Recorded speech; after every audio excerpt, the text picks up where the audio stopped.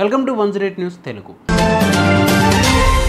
జమ్మూ కాశ్మీర్ పహల్గాం ఉగ్రదాడుల తర్వాత భారత్ పాకిస్తాన్ మధ్య యుద్ధ వాతావరణం ఎక్కువైంది. ఎప్పుడేం జరుగుతుందో తెలియని పరిస్థితి ఏర్పడింది.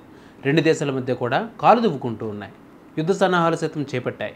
ఈ పరిస్థితుల మధ్య పాకిస్తాన్ బరితెగిస్తూ వస్తుంది. తన టెంపరితనాన్ని ప్రదర్శిస్తూ వస్తుంది.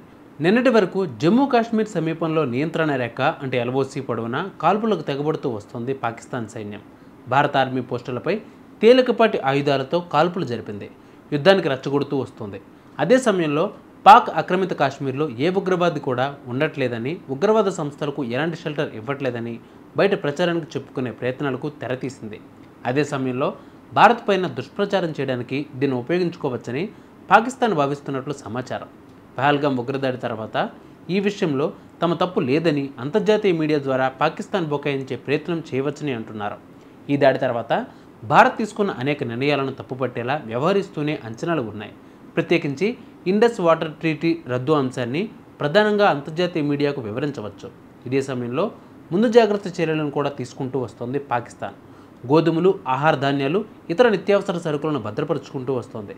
సంచుల కొద్దీ ఆహార ధాన్యాలను పాక్ ఆక్రమిత కాశ్మీర్ రాజధాని ముజఫరాబాద్కు తరలిస్తూ వస్తోంది. అక్కడ వీటిని నిల్వ ఉంచుకుంటోంది. భారత్ యుద్ధానికి దిగితే తమ వద్ద ఏ నగరం సురక్షితంగా ఉంటుందో అర్థం కాని పరిస్థితిని ఎదుర్కొంటుంది పాకిస్తాన్.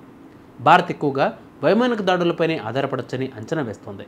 ఈ పరిస్థితుల్లో ఎందుకైనా మంచిదన్నట్లు వ్యవహరిస్తోంది పాకిస్తాన్. ముందస్తు చర్యలు తీసుకుంటోంది. గోధుమలు, ఇతర ఆహార ధాన్యాలను పెద్ద ఎత్తున పాక్ ఆక్రమిత కాశ్మీర్కు తరలిస్తోంది.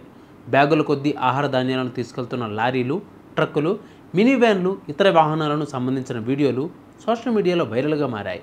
ముజఫరాబాద్లోని కొన్ని నివాసాలు, గౌడన్లలో వాటిని అన్లోడ్ చేస్తున్నట్టు వీడియోలు హల్చల్ చేస్తున్నాయి.